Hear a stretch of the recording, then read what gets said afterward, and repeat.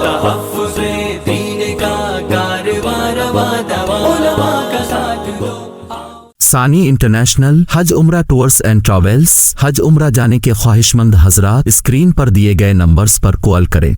بسم اللہ الرحمن الرحیم۔ السلام علیکم ورحمۃ اللہ وبرکاتہ۔ محترم ناظرین کرام، تحفظ دین میڈیا میں آپ کا استقبال خیر مقدم ہے۔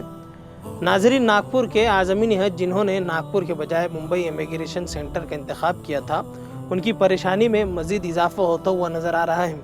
اس ضمن میں سابق کابینی وزیر اور سینئر کانگریس لیڈر ڈاکٹر انیس احمد نے وزیر اعظم آفس اور مرکزی اقلیتی وزیر اسمرتی ایرانی کو عازمین حج کو درپیش مسائل کے حوالے سے ایک محضر پیش کر کے مطالبہ کیا ہے کہ عازمین حج کو ان کی روانگی کے وقت سے پہلے تمام ضروری معلومات مہیا کی جانی چاہیے تھی تاکہ وقت رہتے انہیں ضروری انتظامات کرنے میں سہولت ہو۔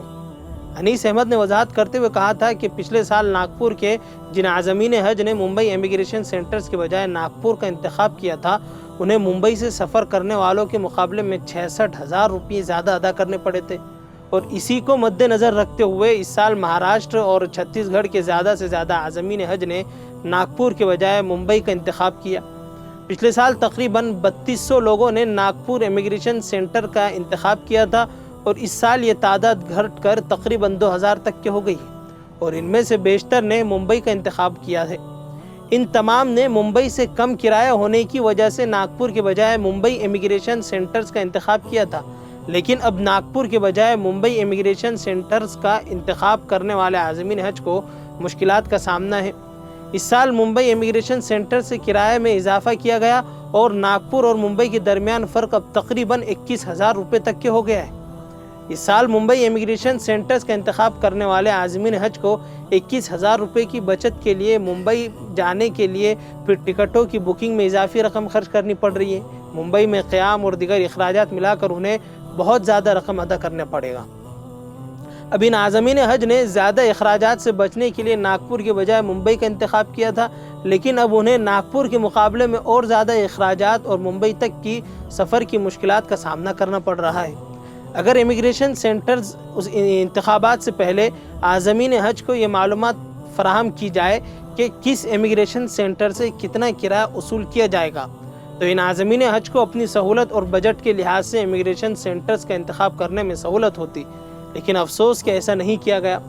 ڈاکٹر انیس احمد نے مزید کہا ہے کہ عازمین حج کے مسائل میں مزید اضافہ کرنے کے لیے ممبئی امیگریشن سینٹر سے پروازوں کی تاریخیں صرف ایک ہفتے پہلے جاری کی گئی، جس کی وجہ سے ان عازمین حج کو ریلوے میں کنفرم ٹکٹیں بھی حاصل کرنا نہیں نصیب ہو سکا۔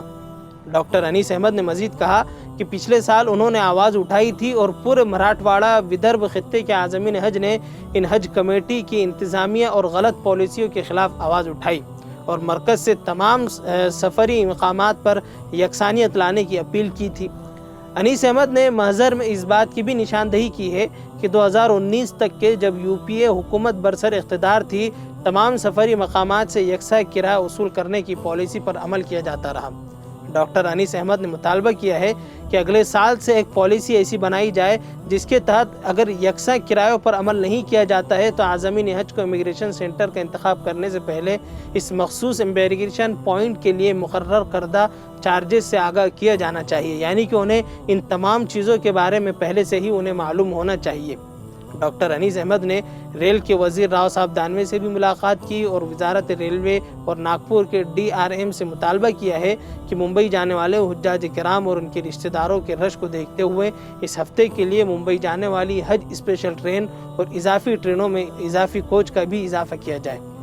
خیر ناظرین، اللہ سے دعا ہے کہ ہمارے تمام عازمین حج سہولت کے ساتھ اپنا فریضہ ادا کر سکے، آمین یا رب العالمین۔ خیر دوستو، دیکھتے ہیں آگے کیا ہوتا ہے، تب تک کے لیے مجھے اجازت دیجیے۔